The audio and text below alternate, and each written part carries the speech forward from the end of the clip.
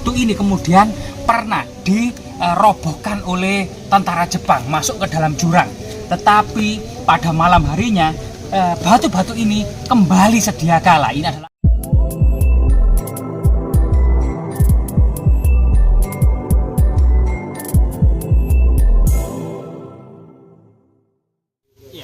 Oke teman-teman, jadi Pulau Jawa telah mengajarkan pengalaman hidup manusia lebih dari 1,5 juta tahun, di mana kemudian penggalian manusia purba telah dilakukan di sepanjang Sungai Bengawan Solo, di Sangiran, di Wajak, di Perning ya, Mojokerto, menemukan Homo mojokertensis. Bahkan Eugene Dubois juga menemukan jenis Homo erectus yang diberi nama Pithecanthropus erectus. Jadi manusia purba ini hidup sekitar 1,5 juta tahun silam.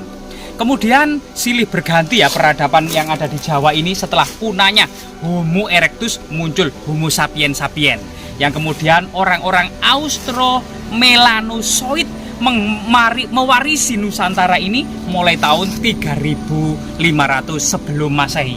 Kemudian sejak tahun 2500 orang-orang Melayu Polinesia membawa peradaban batu besar, megalitik, neolitik, megas dan litos. Nah, megalitik itu berasal dari kata megas dan litos. Megas ya dari bahasa Yunani yang artinya besar, dan litos artinya batu atau peradaban batu besar. Salah satu yang akan kita kunjungi saat ini adalah sebuah fenomena alam dan budaya yang sangat tidak rasional sekali karena batunya tersebut adalah terbang. Bagaimana penampakannya? Mari kita telusuri bersama-sama ya. Kalau di sini itu pohon raksasa ini pohon kecacil kelihatannya ini. Namun batu terbang tersebut di atas Bukit Cadas. Coba kita lihat dari sini ya. Kita harus menek-menek dan merangkak ini. Nah, ini teman-teman. Jadi di sini itu ada semacam punggungan naga ya, yang terbuat dari batu cadas. Kelihatannya ini adalah aktivitas vulkanik ya, seiring dengan terbentuknya Gunung Welirang, Penanggungan, Arjuno, Anjasmoro sekitar 60 juta tahun silam membentuk sebuah punggungan naga. Tepat di atas punggungan naga ini ada 3 buah batu terbang yang disebut dalam bidang prasejarah namanya triolit. Nah, triolit. Ayo teman-teman, kita ke sana teman-teman. Nah, ini ada triolit atau batu terbang ya. Nah, di sini. Jadi kita akan bisa melihat bagaimana kemudian penampakan batu terbang ini ya, sambil kemudian menatap matahari pagi ya, menari pagi yang berada di Gunung Penanggungan sebelah timur dan Gunung Welirang yang ada di sebelah selatan ini. Ternyata ini ada batu terbang ya. Mungkin nanti kameramen bisa didekatkan, akan terlihat bahwasanya batu ini terbang, terutama dari arah sini teman-teman. Diduga memang ini adalah tinggalan masyarakat prasejarah sekitar 2500 sebelum Masehi, yaitu orang-orang Proto Melayu ya, yang kemudian nanti disusul orang-orang Deutero Melayu tahun 1000 sebelum Masehi membawa kebudayaan Dongson. Kebudayaan Dongson ini merupakan puncak peradaban perunggu ya. Ada Moko, Candrasa, Nekara. Nah, ini adalah ciri-ciri kapak corong, ini adalah ciri-ciri kebudayaan Dongson dari Yunan, Tiongkok Selatan.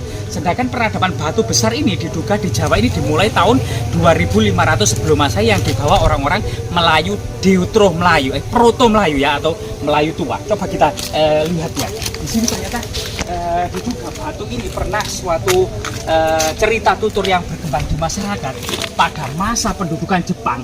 Batu ini kemudian pernah dirobohkan oleh tentara Jepang masuk ke dalam jurang. Tetapi pada malam harinya batu-batu ini kembali sedia kala. Ini adalah cerita tutur yang berkembang di masyarakat ya. Ada sebuah kondisi magis, kondisi pengalaman mistis ya, di luar nalar manusia. Yaitu batu-batu ini pernah kemudian disingkirkan oleh pasukan Jepang, ditaruh di jurang ya, digelundungkan gitu ya. Kemudian pada pagi harinya kembali sedia kala ya. Jika kita lihat bagaimana kemudian penampakan batu terbang ini ya, seperti ini, batu yang mirip kursi ini ternyata kemudian seperti terbang, melayang teman-teman, dan sangat luar biasa sekali ini. Ada 3 batu melayang ya. Batu ini berbentuk kursi, kemungkinan ini adalah simbol kursi arwah ya, tempat kemudian tempat duduk arwah-arwah leluhur. kemungkinan selain kemudian dinamakan batu terbang yang sangat viral di jagat media, batu-batu ini juga dimungkinkan merupakan sebuah menhir pada masa prasejarah yang memiliki 3 fungsi. Yang pertama adalah pemujaan arwah-arwah leluhur, yang kedua mengikat binatang kurban seperti kerbau, dan yang ketiga adalah lokasi tempat bermusyawarahnya para tetua desa. Jadi ini merupakan situs magis dan religius pada masa prasejarah ya, pada masa peradaban batu besar. Jadi sehingga peradaban batu besar ini menyeluruh di seluruh dunia. Di Inggris saja ada Stonehenge, di Arab juga ada batu terbang, kemudian di Afrika juga ada, di Tiongkok juga ada batu terbang-terbang seperti ini. Yang tidak ada cuma di Australia, memang tidak ada peradaban batu besar kan ya. Sehingga kemudian peninggalan ini sangat monumental dan sangat bersejarah yang erat kaitannya dengan migrasi awal masyarakat Proto Melayu, atau awal kemudian orang-orang mulai mengelola pertanian, mulai mengelola sawah gitu ya. Jadi selain kemudian unsur-unsur megalitik ini sebagai unsur pemujaan, juga lambang dari kesuburan ya, sebuah tugu batu raksasa yang identik dengan harapan akan hasil panen yang melimpah pada masa lalu ya. Sehingga kemudian setelah panen, atau kemudian sebelum panen, atau sebelum menanam padi, biasanya dilakukan dengan upacara-upacara persajian di sekitar batu ini, yang saat ini mungkin banyak sekali yang sudah kita tidak dapati lagi. Tapi di beberapa desa atau beberapa daerah di Nusantara, peradaban batu besar ini masih berlangsung. Misalnya di Nias, di Toraja, kemudian di mana lagi ya, di Bali gitu ya, di Lombok Timur. Nah ini banyak sekali masih berlangsung yang dikenal dengan the living megalithic tradition. Sedangkan saat ini yang kita dapati di sekitar sini tinggalan saja, tidak ada aktivitas religi atau aktivitas masyarakat budaya yang terikat dengan 3 batu terbang ini, sehingga dikenal dengan the Dead Monument, atau kemudian monumen yang sudah ditinggalkan oleh para penganutnya. Nah ini.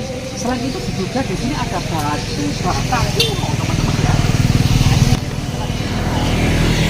Dan memang kondisi batu besar ini pada masa kerajaan Majapahit atau kerajaan-kerajaan kuno juga disebut kabuyutan.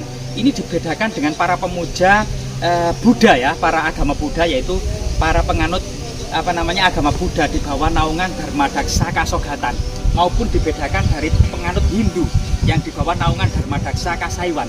Sedangkan megalitik ini atau berbagai macam aliran animisme, dinamisme ini disebut kabuyutan, atau pada masa akhir ini juga disebut kapitayan. Ini dibedakan dari para penganut agama Hindu maupun Buddha yang kemudian dinaungi oleh menteri berhaji. Jadi artinya pada masa kerajaan Majapahit berbagai macam agama lokal ya, tradisi prasejarah yang itu memang lebih dahuluan ada di Indonesia ini sebelum masuk dan berkembangnya agama Hindu dan Buddha, disebut kabuyutan dan masih dinaungi serta kemudian masih diberikan status tanah simah perdikan di arah ini ya, yang memang statusnya adalah kabuyutan. Sebagaimana Empu Prapanca mencatat secara detail desa-desa kabuyutan, desa-desa Kasaiwan, desa-desa Kasogatan secara detail dalam kitabnya Negara Kertagama. Jadi sangat luar biasa sekali teman-teman. Jadi ini merupakan salah satu perjalanan bangsa kita ini tentang bagaimana menata masyarakat Nusantara yang demikian luas, bergunung-gunung dan dipisahkan oleh lautan, tapi cenderung untuk bersatu ya, persatuan Nusantara ya. Semoga kemudian tinggalan-tinggalan yang sangat monumental ini tetap memberikan edukasi, tetap memberikan sebuah motivasi serta inspirasi ya, bagaimana kemudian kebijaksanaan dalam menata masyarakat yang demikian besar dan sangat luas tersebut. Semoga bermanfaat teman-teman.